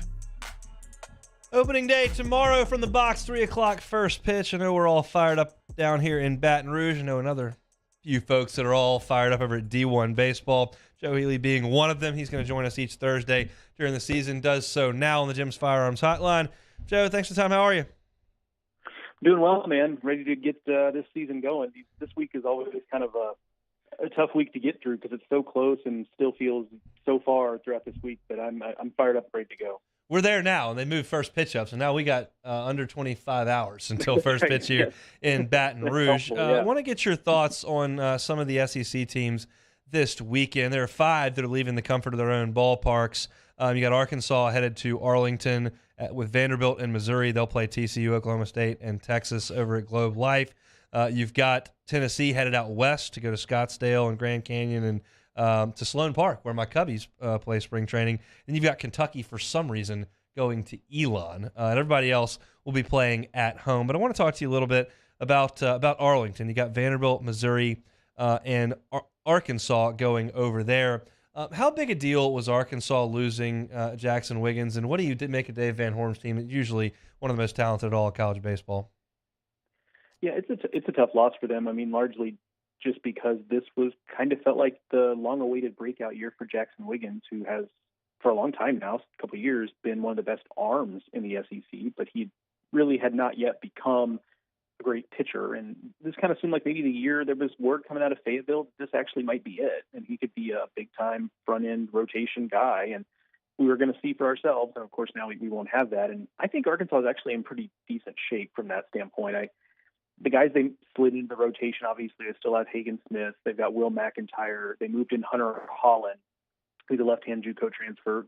The reports out of him, like back in the fall, were pretty positive. So I actually have a decent amount of confidence they'll be okay. The issue is just, as you know, when everybody slides down a seat on the bus, if you will, like it does hurt your depth a little bit. And Arkansas is a program that in the past has had really talented pitching staffs that you look up in May and in June, and all of a sudden you go, why does this pitching staff feel so thin? You know, what happened here? They do tend to kind of slim down the pitching staff as time goes on, and now they have one fewer option with Jackson Wiggins being out. So it might be the kind of deal where they get by in February, March, April, and then all of a sudden you look up in May and they're missing Jackson Wiggins more than they were earlier in the regular season. Offensively, I know Peyton Stovall back there. That's a Louisiana boy that got away to Northwest Arkansas. But what do you make of Dave Van Horn's team with the bats? They're always going to hit. Like, I'm just in a frame of mind with Arkansas at this point that I don't really care what the personnel is necessarily and what the track record is. I'm just going to believe they're going to hit. They coach that side really well. Nate Thompson is one of the best assistants in the game, teaching and coaching that side of the ball. They bring Brady Slavens back, which I like. He's just a steady veteran who's hit for power his entire career. They did a good job in the transfer portal. I really like Jared Wegner, who's a Creighton transfer who didn't put up huge numbers necessarily at Creighton, but as your listeners I'm sure know, they play their home games in Charles Schwab Field in Omaha at a time when the weather sucks. And so good luck hitting for power when it's 45 degrees outside and the fence is 400 whatever feet away. So I really like him. Tavian Josenberger is a Kansas transfer. He's not quite as talented as the Kansas transfer who went to Tennessee, Maui Ahuna, but is still a really dynamic player. And then you got, guys like Peyton Stovall, who I think last year he came on a little bit as the season went on, but it really never felt like he got totally comfortable last year. And I think his offensive tools are just so off the charts good. Like, I have to believe that this year is going to be a breakout for him. Yeah, I would tend to agree with that. I know I'm from that area up in northwest Louisiana, and he was a Houghton boy, and heard about him for years, and I was disappointed when he decided to go to Arkansas. And he just plodding along last year. I think there's a breakout coming at some point for Peyton Stovall. Tennessee's a team that a lot of people down here want to talk about. They're coming into the box in week number 3 of SEC play. We know Dolander, Bean, Burns, the 3 front-end starters there we all know about. Offensively, they've got to replace a ton. Tony Vitello generally does a pretty good job of that, but where are you with Tennessee's offense as they head out west to play Arizona, Grand Canyon, and UC San Diego this weekend?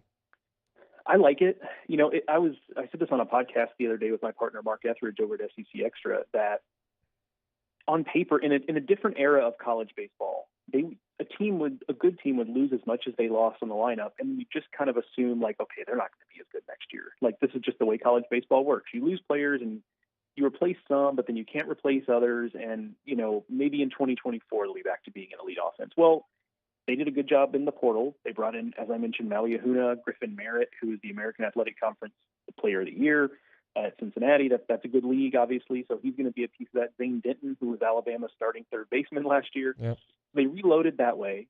They also kind of got a couple of almost like recruits in Blake Burke and Christian Moore, who were part-time guys last year who put up basically full-time numbers in part-time playing time. So if those guys even are 80% as productive on a rate basis as they were last year, they're going to be monsters in the SEC. So on paper, I should not like this offense because of how much they lost. But then I look at it and I do. And what makes them really dangerous to me is just in general as a program is that they're recruiting at an extremely high level. We know that. They're playing the transfer portal extremely effectively. We know that. And then also they seem like a pretty good development program. Who saw Trey Lipscomb coming last year, right? And he becomes a superstar. There's probably going to be a guy like that in their lineup this year. Maybe it's Kyle Booker, who's kind of been waiting his turn in the outfield. If you're a program doing all 3 of those things well, that's going to be hard to top. I remember watching Blake Burke hit last year and crushing balls over the wall and going, that guy doesn't play every day? Good grief. How good is this team? They're pretty good. I'll ask you an unanswerable question here, but I'll just toss it your way. What do you think Tony Vitello's future is in college baseball? Do you think he plants himself at Tennessee for 15, 18 years and that's where he wants to be? Or do you think that he may look elsewhere if, quote unquote, a bigger job came up? Well, so here's the thing, because you're right, it's an unanswerable question. Here's the thing, though. Let's say Tennessee is about as good, maybe not quite as good, because last year they were like, my goodness, in the regular season they were basically unstoppable. Let's say they're still pretty good, though. They're a top 8 national seed. They challenge to go to Omaha. They go to Omaha. Maybe they win a national title in the next couple of years. Sure. They've got the stadium stuff coming. That is happening. Shovels aren't in the ground, but that is all but happening at this point. It could get to a place like Tennessee, I have to imagine, will pony up to pay him. They've already done so. There becomes a certain point where how many jobs are going to be better than that one, right? And then of those jobs that are actually better, how many of them will be looking for a new coach, right? So I think on a certain point, if he continues to succeed like this, it's going to get to a point where where is he going to go? It's going to reach like the Tim Corbin at Vanderbilt level 7-8 years ago, where it was like, well, he's got this thing operating at the highest possible level, even if somebody else wanted him, why would he do that, right? And so Tennessee's a little different, but I do think it could reach that rarefied air if they continue to succeed like this, of like, where, even if he wanted to go somewhere else, where would he go, you know? And it's not even like some of these coaches, it's like, well, the alma mater or whatever, well, he's a Missouri grad, and you know, maybe there was a chance in the past when he was an assistant that Missouri could have hired him to be the head coach, but obviously those days are gone. So there's not even like necessarily like to use a football term, the Alabama Bear Bryant situation where he, you know, mama called home and he had to go, right? Like that, there's not even that hanging out there for Tony. So I think at least for the long term, I think he's there because he's being given kind of everything he needs to succeed there. I agree. I just wanted to get your perspective on it. I think you can make Tennessee as good as you want it to be, and I think he's got the ability to be really, really good there. I think most of the pub's going to go to LSU, to Tennessee, some to Florida. Arkansas is here. There is there somebody towards the middle, or maybe even that's picked towards the bottom of the SEC that you're curious to watch over the next 3 or 4 weeks before we get to conference play? South Carolina is intriguing to me. I think even though the competition now, they play Clemson in a couple weeks, and you know, I don't know how good Clemson will or won't be this year. They've got a new coach, Eric Bakich, but who knows? But that'll be a decent test. But no matter who the competition is, I think the thing I want to see with South Carolina is there's so much buzz about this group of pitchers they have, and a lot of them are relatively anonymous because South Carolina's been good, not great, the last couple of years. But Will Sanders is a Team USA guy, their Friday guy. Eli Jerzenbeck is one of the best freshman arms in the country there. Noah Hall was really solid last year. I could go on and on. It has the potential, the ceiling, to be maybe a top 3 or 4 SEC pitching staff if a lot of things click. And we'll have to see once they get into SEC play, but I do think you can glean some things from watching them early in the season because you can see, oh, this stuff is really, really real. This isn't just good stuff. This is excellent stuff. And so the thing for me with South Carolina is going to be how much they hit. They really leaned heavy in the transfer portal, and it's a lot of mid-major transfers moving up, and those have kind of spotty. There's some great examples, Sonny D, for example, but they're not all going to be Sonny D. There's going to be some that don't necessarily hit that way. So I think their ceiling is going to be more controlled by their offense, but if their pitching is as good as it could be, their offense isn't going to have to be excellent for that to be a regional team and maybe a team that could host. So that's a team that I'm kind of fascinated by. See, people here roll their eyes at me when I predict LSU to go 20-10 in the league, which I think is brilliant. But everybody's looking at this going, they're going to win 24, 25 SEC games. And I go, you realize they got to go on the road and face Will Sanders on a Friday. They got to go on the road and face Hunter Elliott on a Friday. They got Dolander and Beam and Burns coming in here. They got to go to A&M. Like, 20 wins in the league is really, really good when you consider these other teams are pretty good too. And not a lot of people are talking about South Carolina around here. And I'm like, wait, they got some talent. No doubt. I mean, it's the last couple of years, I think, have maybe spoiled the sauce a little bit, right? Because it's been, because of COVID in 2020, it's been 4 years now, or 5 seasons, I guess, since we've had kind of a more normal-looking SEC standings. And by that, I mean, in 2021, Arkansas largely ran away with things, you know, and then last year, Tennessee put up a 25-5. So we've had back-to-back seasons where, you know, the SEC team that won the regular season was, at least in regular season terms, historically good.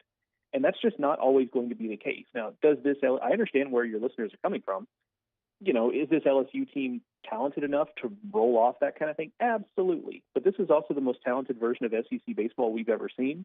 So the idea that someone else is going to rip off 25-5, even if they played in the East, which is a little bit softer division, I don't know that I would predict anybody to do that in this version of the SEC.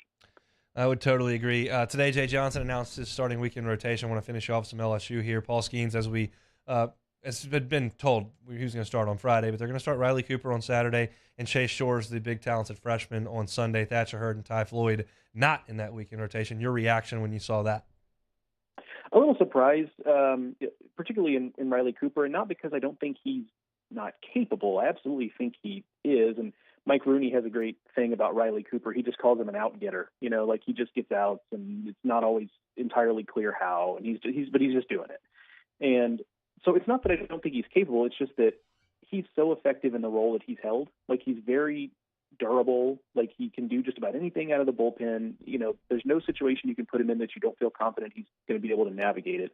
So I thought the combination of having so many, on paper, great starting rotation options and having Riley Cooper as a really good, hard to play in the bullpen would keep him out of the rotation. Now, he's going to get a shot, and hey, if it works, it works. I'm certainly going to give the benefit of the doubt to that coaching staff, but I was a little surprised by that. Chase Shores less so, to be honest with you, because it felt like every time somebody tried to talk to, whether it was, conversations that us at D1 Baseball have had, or when I watched quotes coming out of a press availability in Baton Rouge with y'all's beat writers, every time somebody would try to talk about Skeens and Hurd and Floyd and Grant Taylor before his injury, it seemed like Jay Johnson would always kind of make sure to steer the conversation towards Chase Shores and say, like, hey, here's a guy who I think could actually really take the bull by the horns. So I think when you read between the lines of how he talked about him, I'm not shocked to see him there.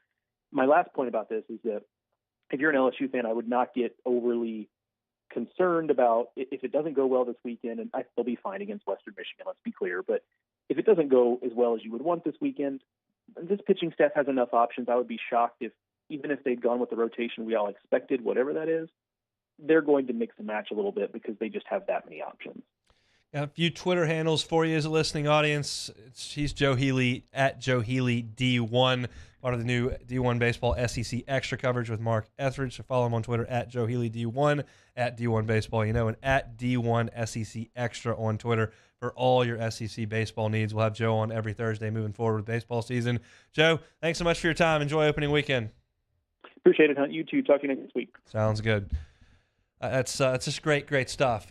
We do a really good job, I think, of going deep into what the SEC football teams are going to look like in July and August. And I think in basketball, that time comes around, and we know what Kentucky's recruiting class is going to look like and what Nate Oates' team may look like. And I don't think we do as good a job on getting you ready for baseball and understanding what teams are going to look like. And I think with Joe every Thursday, and then me diving a little bit deeper into it than I have in the past, because you've told me you are interested in it, we're going to do a little bit more of that. Not going to be something we spend 2 hours on a day, but we're going to look at what happened in the SEC over the weekend, talk about some pitching and some of the bats, and look at what LSU's schedule begins to look like. Because last year we thought that a trip to Nashville and trip to Starkville were going to be death sentences, and turns out those two teams weren't great. We thought Auburn coming in and Mississippi State coming in, Auburn coming in and Texas A&M coming in would be two of the lighter series on LSU's schedule. Those two teams went to Omaha. So you never really know, but I think having Joe as a resource and me diving a little deeper than I have, we're going to get you a little bit more prepared maybe for baseball season this year. Very, very much looking forward to that. Come back a little bit more. It's the Hunt Palmer Show.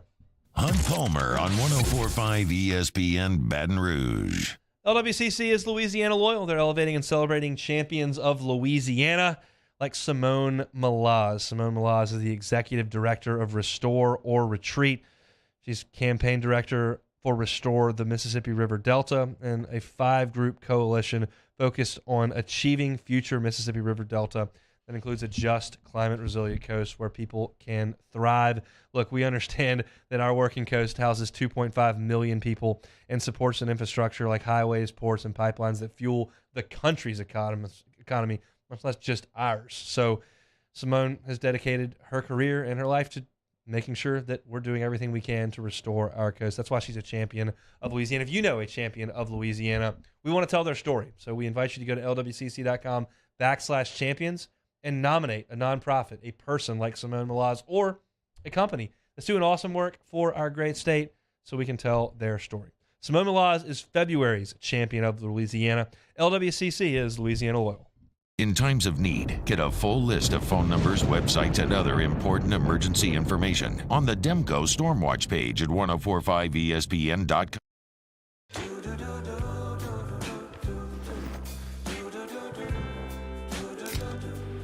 I've got that blue sky, I've got that sunshine.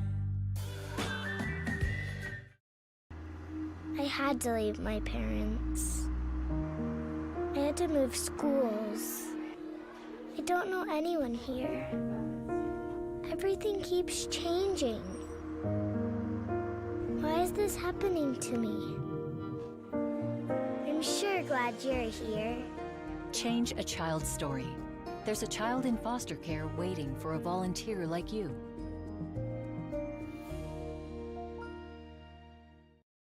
Saturday, February 25th, 7 p.m. The Bulls, Bands, and Barrels Tour at the Lamar Dixon Expo Center. Presented by Jerry Lane Chevrolet. Edge of your seat excitement with bull riding, barrel racing, ultimate bullfighting with a live performance by Bailey Zimmerman.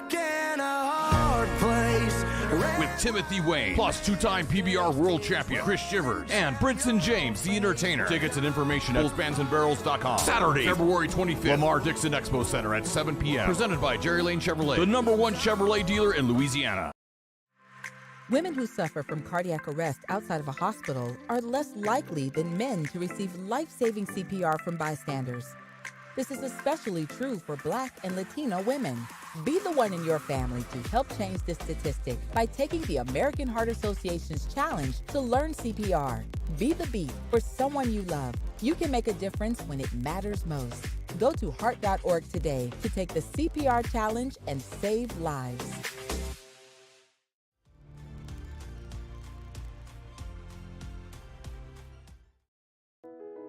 I've been doing business with Luba for 25 years.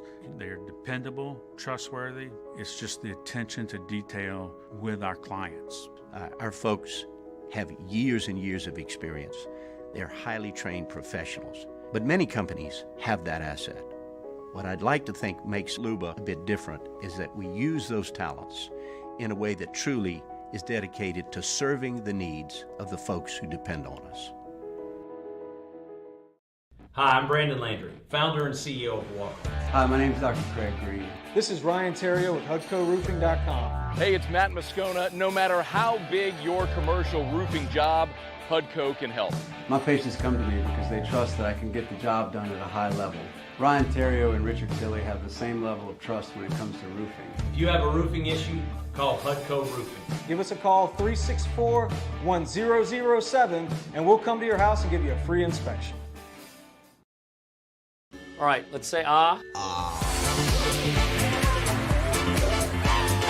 It's Matt Moscona inviting you to join us for Thursday's AFR, presented by the Aesthetic Medicine and Anti-Aging Clinics of Louisiana. LSU baseball, 1 day away from the opener. Jay Johnson meets with the media, and the Pels head into the All-Star break. Join us 3 to 6, 104.5 ESPN Baton Rouge.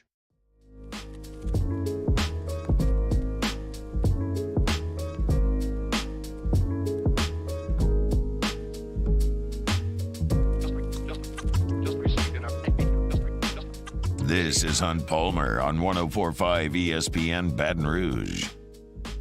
Now, I know there are some of you out there that are thinking, oh, God, baseball's coming up. Going to take all the airwaves. I'm already sick of you talking about basketball. When are we talking about? When's spring football? I know there are some of you out there, and that's great. I support you supporting whatever it is you want.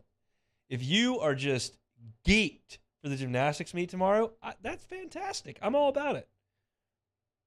But for you, the football-addicted person who eats, sleeps, and breathes it, I have a little football for you here. SEC Media Day schedule's out July 17th. So that's about when I can lock back in. Hopefully, LSU baseball is playing deep into June. You got to give me 2 weeks after that's over. If you ask me the day after they lose their last game, assuming they don't win the national championship, to start breaking down Alabama's defensive front, I'm going to break my computer screen. That's what's going to happen. You have to give me 2 or 3 weeks. But July 17th, we can lock in and talk a little bit of football for sure. So what do we got for SEC Media Days? First of all, it's in Nashville, which is a recipe for disaster for the sports writers who are going there.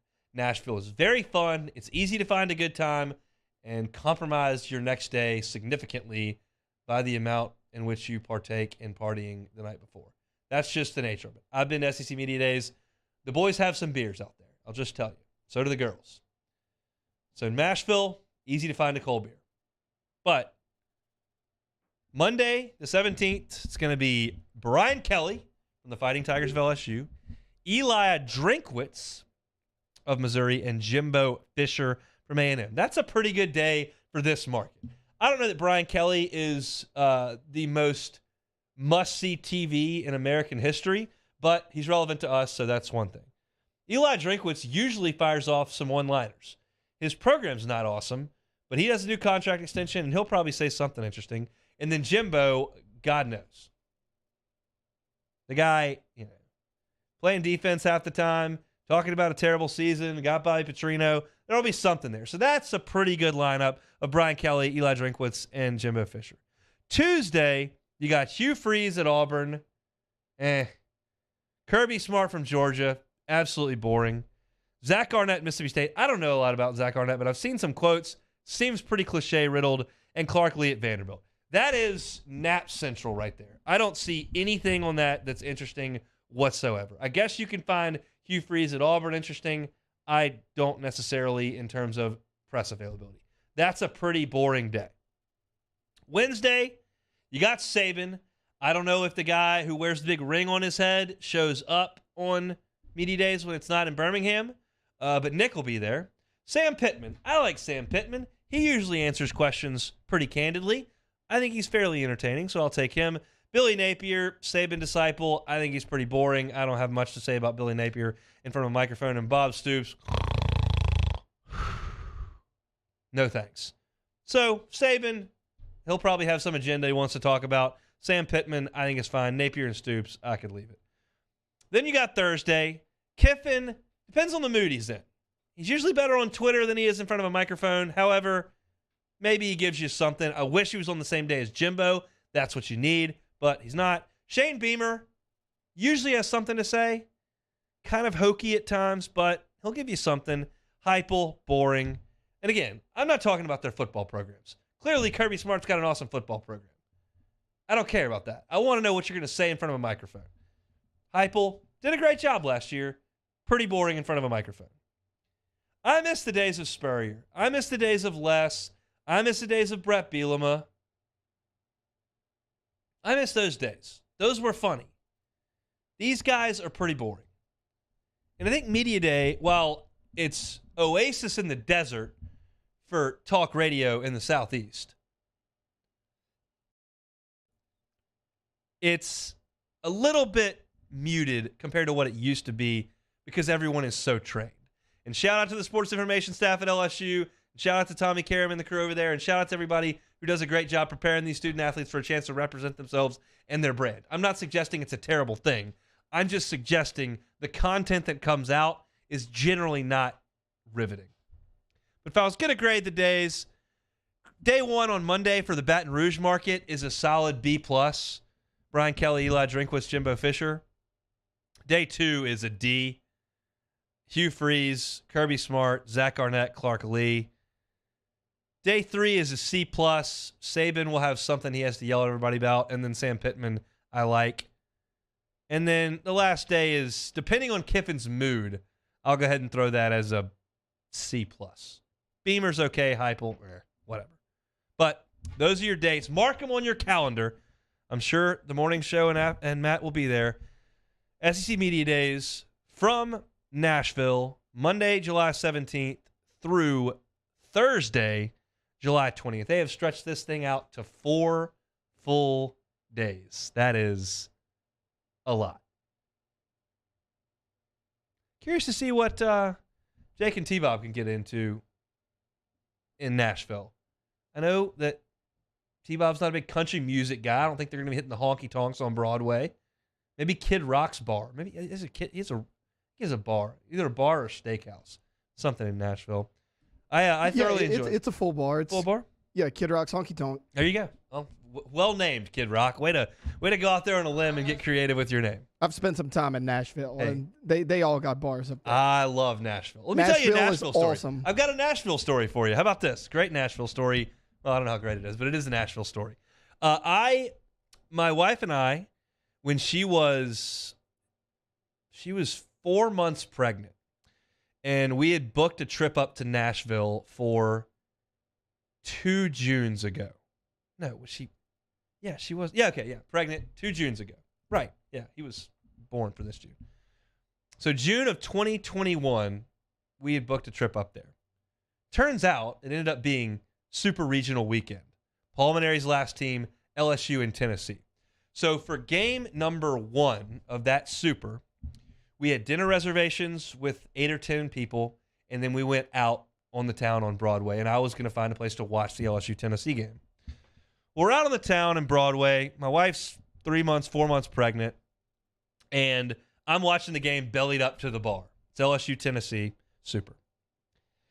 And as I'm sitting there, you hear the bar's crowded.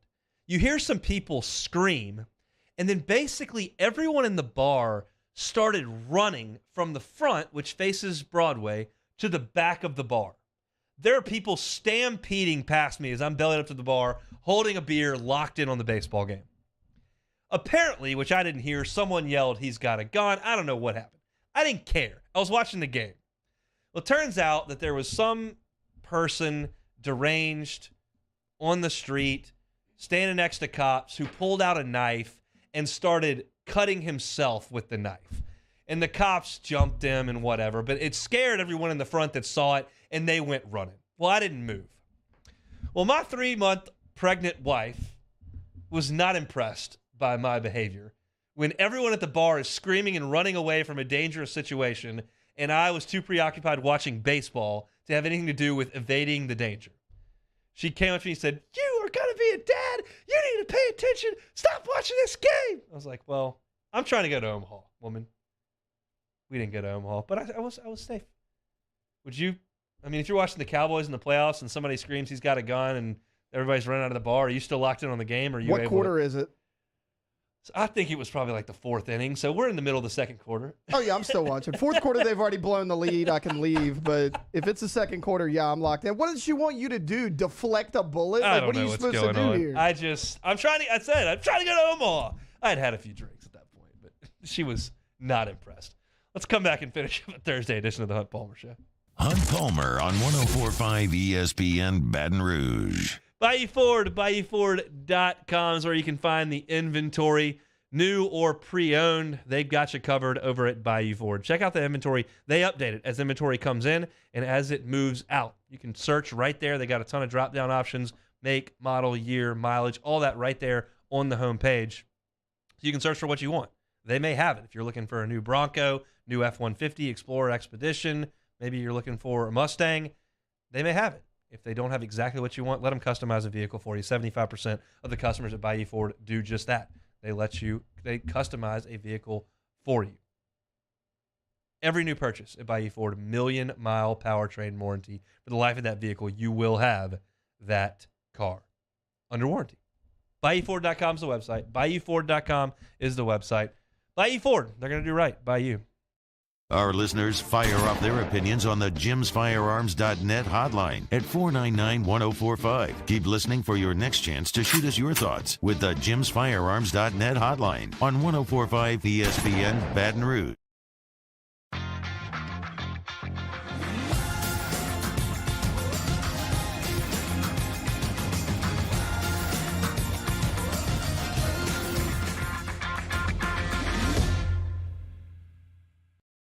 Louisiana. It's a place defined by culture, by pride, by passion, by people who do more than love this place. They celebrate it, elevate it, champion it. They are the individuals who embody what makes Louisiana great. The companies that make Louisiana a better place to work and live. The nonprofits leading transformational change in our communities. Champions of Louisiana are all around us, and LWCC is proud to celebrate them because we've always been Louisiana loyal, supporting the workers, the innovators, the change agents of this great place we call home. Who are the champions around you? Together, we can share their stories. Together, we can help our home state thrive. Together, we are Louisiana loyal. Always.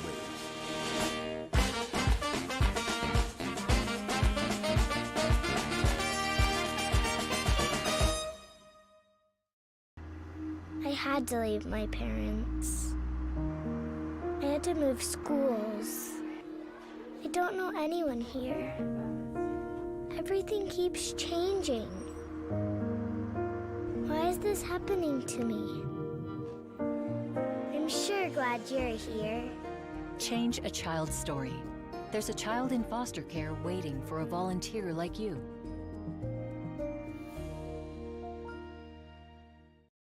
Saturday, February 25th, 7 p.m. The Bulls Bands and Barrels Tour at the Lamar Dixon Expo Center. Presented by Jerry Lane Chevrolet. Edge of your seat excitement with bull riding, barrel racing, ultimate bullfighting with a live performance by Bailey Zimmerman. With Timothy Wayne, plus two-time PBR world champion Chris Shivers, and Brinson James, the entertainer. Tickets and information at bullsbandsandbarrels.com. Saturday, February 25th, Lamar Dixon Expo Center at 7 p.m. Presented by Jerry Lane Chevrolet, the #1 Chevrolet dealer in Louisiana. Women who suffer from cardiac arrest outside of a hospital are less likely than men to receive life-saving CPR from bystanders. This is especially true for Black and Latino women. Be the one in your family to help change this statistic by taking the American Heart Association's challenge to learn CPR. Be the beat for someone you love. You can make a difference when it matters most. Go to heart.org today to take the CPR challenge and save lives.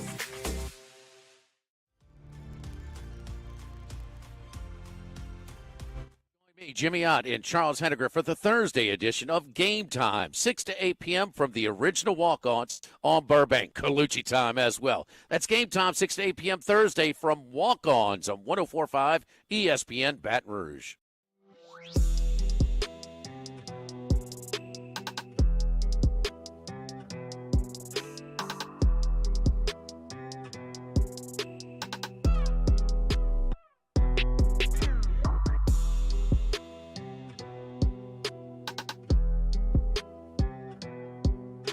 You're listening to Hunt Palmer on 104.5 ESPN Baton Rouge. Closing up shop here on a Thursday. I'll get inside this evening. Got a little bit of a front coming through, which is going to bring all that cold weather, which is the reason LSU's moving their game up tomorrow from 6:30 to a 3 o'clock first pitch. I'll actually be ducking out of here tomorrow at 2:30. Taylor Sharp will take you the last 30 minutes of the show. I got to get to the box. I got priors, so I will be with you from 1 to 2:30, and Taylor will take you home. Speaking of Taylor, let's play some Take It or Leave It. Yeah, let's do it. Former NFL head coach Ken Wisenhunt has joined Alabama's coaching staff as special assistant to the head coach. Wisenhunt will make a coaching comeback. Take it or leave it. He checked into the clinic? Yeah, he's in. It's usually a 1 or 2 year sentence, and then you check on out and get a bigger job somewhere. I guess that's how that's going to work. I had never. That's not even a name I would have even considered, being that he's such an NFL guy that had been in the NFL for a while. But it is a clinic, and they run him in and out, and Nick just kind of continues to cycle them through. I know that a lot of people were not too enthralled with the hires they've made at the coordinator spots with Kevin Steele and Tommy Reese, but he's just going to load that thing up with a million special assistants to the head coach and all that kind of stuff, and it's just how that machine operates over there in Tuscaloosa. So I will take it that Ken Wisenhunt will make a comeback, because that's what everyone who puts that Crimson A on and works for him for 30 seconds has happened. All right, you're going to love this one. A little bit of a long one. Okay, so law enforcement agents confiscated over 600 fake championship rings across 4 major U.S. professional sports leagues and from the NCAA from a South Carolina sports memorial store as part of a seizure of counterfeit merchandise. The counterfeit goods, if sold as normal, could have fetched as much as $15 million in retail. Let me tell you what this is included. 157 Super Bowl rings, 83 NBA Finals rings, 99 World Series rings, 29 Stanley Cup rings, and 251 NCAA championship rings from a variety of sports. Selling fake rings, take it or leave it. At this level, you've got to leave it. If you think you can fetch a few bucks selling 6 total across the sports, I think you got a good shot there. You start making that many, there are only so many that get made, and people generally keep them. So if you're flooding the market, you're tipping your hand. Like there aren't that many. There aren't that many. Like ordering bone-in chicken wings when they only sell boneless. There aren't that many Red Sox World Series rings. There's like, what, 70 of them? You got your players and the ownership and the executives, and they get, but there aren't that many. If a bunch of them show up on the marketplace, you've kind of messed up there. So I think that's pretty stupid if we're being serious. If you want to make a quick buck and sell 5 of them because you're good at counterfeiting the things, that's probably doable. Selling that many of them, you're going to get nailed. All right, I think we got time for one last one. Yep. When talking about an updated stadium in Chicago on Pardon My Take podcast, Justin Fields says he hopes they get a dome because he's not a fan of the cold and windy weather. Oh, yeah. Take it or leave it. Take it. Justin. I'll take it. I love it. You Georgia boy. He's not going to be there much longer anyway. He's a Georgia boy. I'll tell you this. Those Chicago folks, they love the freezing cold days on the lakefront. And so they call it bear weather. They think it's awesome. It's not awesome. It's terrible. Justin Fields should tell him it's terrible. He's the quarterback. Build a dome. That's what everybody should do. Buffalo should be required to build a dome. I don't want to hear it. I don't need the Bengals going up there and playing in a snowstorm. Put a dome on it. I don't like watching football in the snow. Can't move. It's bad. Doesn't think it's good. It's not good. That's my old man take for the day. There's plenty of those where that came from. If you missed anything today, catch it on demand. 1045ESPN.com on demand tab, Apple Podcasts, Spotify, Google, or YouTube. It's all there each and every day. Really excited for opening day tomorrow. We'll have a full preview of this LSU baseball team in the weekend. We'll have a lineup for you tomorrow when we come on air, so that's very, very exciting. Very much looking forward to that. Jimmy Ott's Game Time coming at you tonight from 6 to 8. Matt Moscona is about to drive you home on After Further View. One more night before we get to baseball. We'll be back same time, same place, 1 o'clock tomorrow, getting you ready for baseball season on 104.5 ESPN Baton Rouge. There it is, the extra mile, on the border of expected and extraordinary for those willing to go further, like vans customized for work or play, with safety and tech to keep you connected, supported by a 5-star sales, service, and finance team, and backed by the 1-star you know. So go the extra mile. It's never crowded, because so few have what it takes to go there. Mercedes-Benz Vans.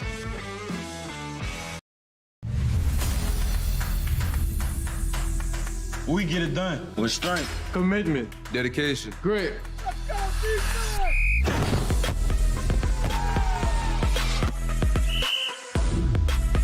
We get it done with passion for our fans and love for our community. We are the Tigers. Get it done. Let the values of the purple and gold be in your starting lineup this season. And as always, get it done. I've been doing business with Luba for 25 years. They're dependable, trustworthy. It's just the attention to detail with our clients. Our folks have years and years of experience. They're highly trained professionals, but many companies have that asset.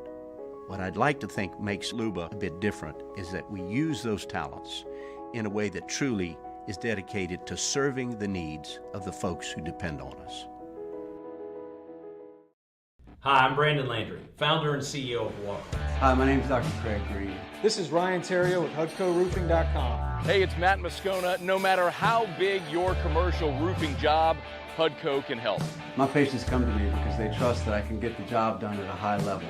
Ryan Terrio and Richard Tilley have the same level of trust when it comes to roofing. If you have a roofing issue, call HUDCO Roofing. Give us a call, 364-1007, and we'll come to your house and give you a free inspection. Louisiana.